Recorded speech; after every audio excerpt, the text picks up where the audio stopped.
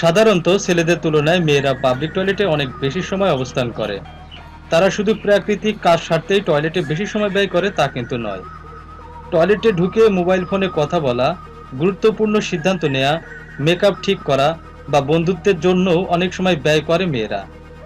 টয়লেটে মেয়েরা ঠিক কী কাজকর্ম করে, গত প্রায় 10 বছর যাবৎ তার ছবি তুলেছেন সামান্তা জেগার।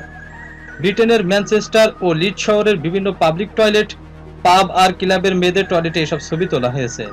সামান্তার তোলা বিপুল সংখ্যক ফটোগ্রাফের একটি অংশ নিয়ে লন্ডনে হবে এক প্রদর্শনীয়।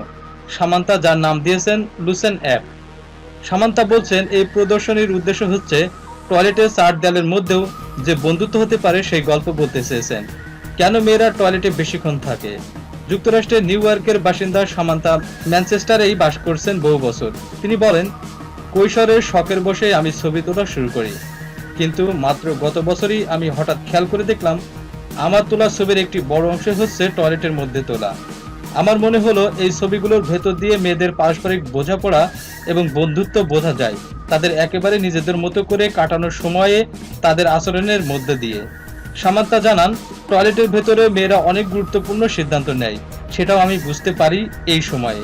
গুরুত্বপূর্ণ সিদ্ধান্তের মধ্যে রয়েছে চাকরি বদলানো, সম্পর্ক ভাঙ্গা কিংবা সামনে এগোনোর তড়িৎ সিদ্ধান্ত।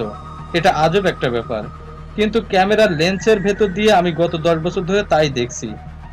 আমি দেখছি টয়লেটে কেঁদে অনেকেই বুক ভেসে যাচ্ছে, প্রেমে প্রতারিত হয়ে চলতে থাকা জীবনে হঠাৎ থমকে যাচ্ছেন কেউ কেউ, কেউ কেউ সান্ত্বনা দিচ্ছেন, কেউ কেউ কূটতর্ক করছেন, কোথাও বা সিল্ক উপসে পড়ছে সাজের সরঞ্জামে।